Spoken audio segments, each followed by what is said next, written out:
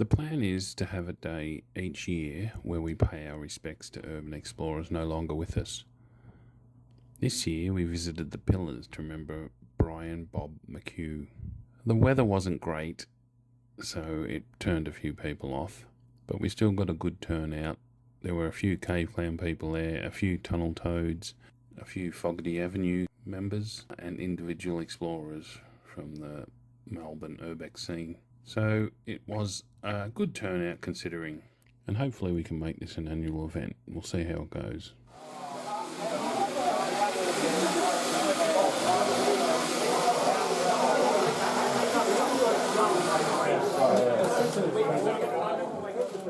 I was coming home from work, it was December the 22nd, and I just remember driving past this waterway. It was a summer storm, and I remember thinking that I hate to be in Norfolk Golf Course today. By the time I got home, there was a message. We had answering machines back in the day, and there was messages, people saying someone's been taken at the golf course.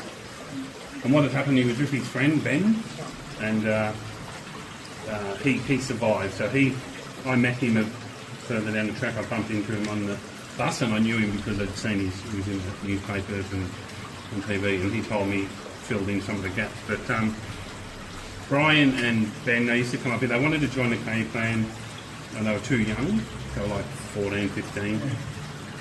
So they'd always planned on when they turn 18, twice when you get your licence. They're going to get their driver's licence, they're going to join the Cave Clan. This is a bit negative, but there weren't messages on the wall. They'd marked flood levels. So they sort of got complacent, I think. Because if it rained today, no one's going to die, I hope.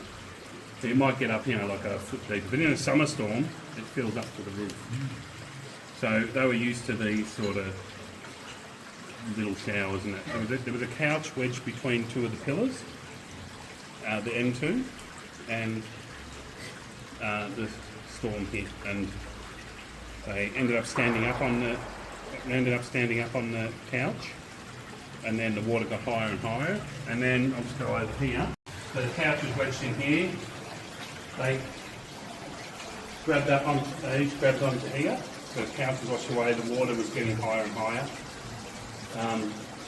Ben must have been a bit stronger and hung on a bit longer. He saw Bob lose his grip and get washed into this tunnel.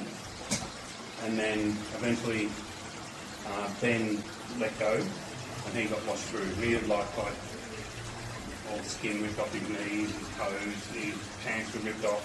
Just, summer storms, it goes up really quickly, but actually, once the storm stops, it goes down fairly quickly. So he just hung on long enough that he climbed out and the police got him. But they found Brian, on Christmas Eve. Brian was the only son of, I think, Margaret. I think they were both Brian. His dad was Brian Senior. And his dad died not long after, a couple of years later, and then Margaret went back to Scotland. This is where it happened.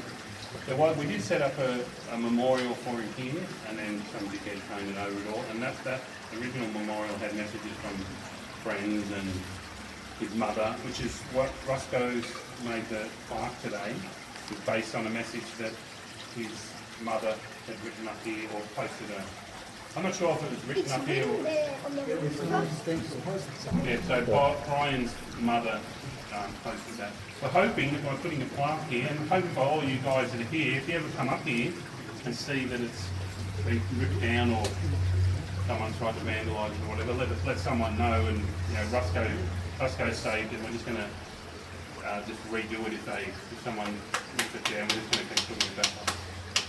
So yeah, that's the story of Brian, who was the first person in our time that passed away in rain. So yeah, when it rains, no drain.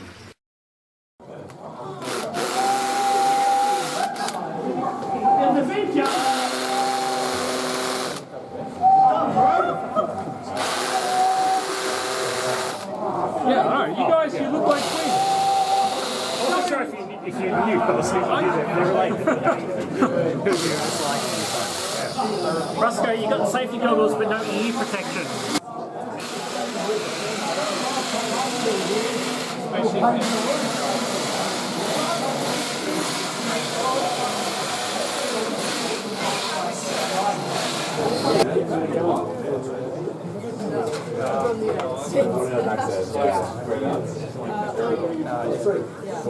Yes.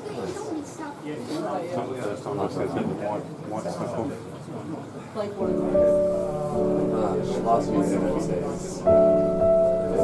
Well done.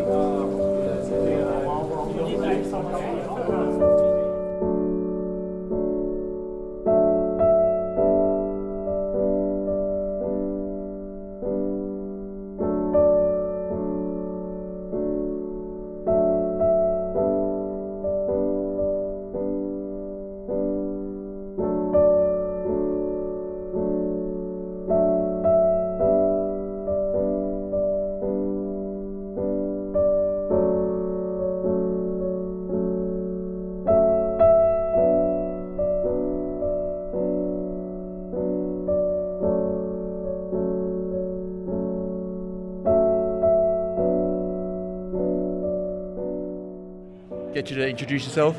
Prowler, Cave Clan.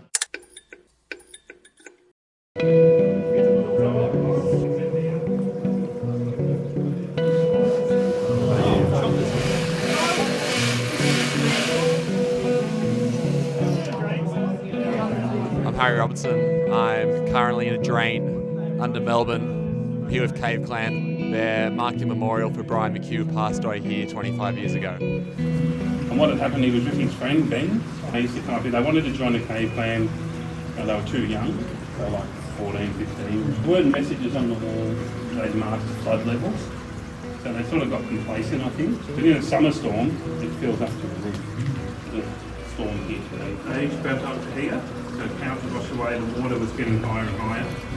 Ben must have been like a bit stronger and come on a bit longer. He saw Bob lose his whip and get washed into the tunnel.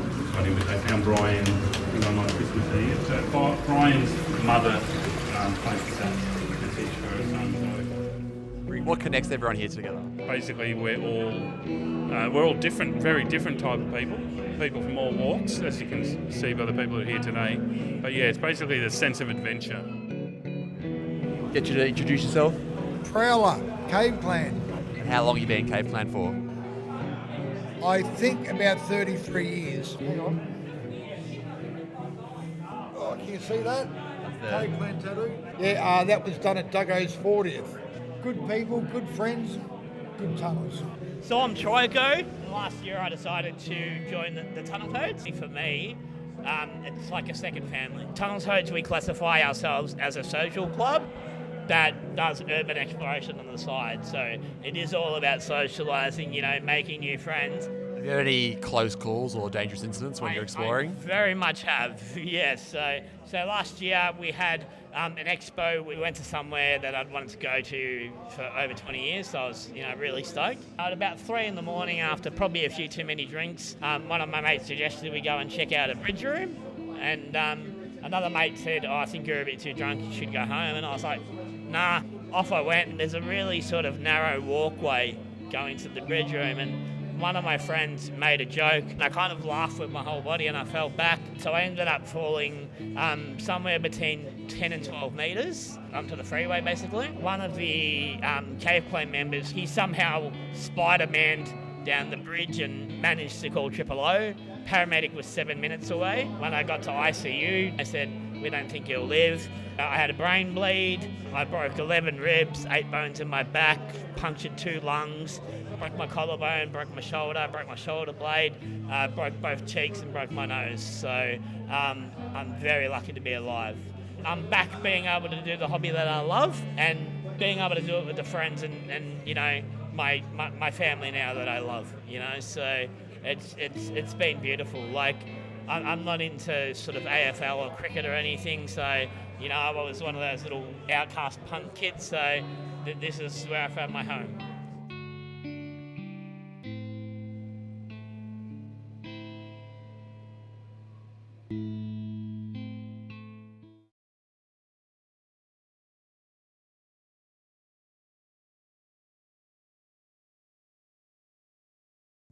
Look at these bloody muppets making me look like a teenage mutant ninja toad. But I did want to say, Brian, little fella, we all miss you.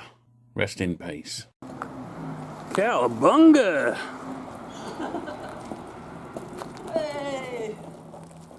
Very good.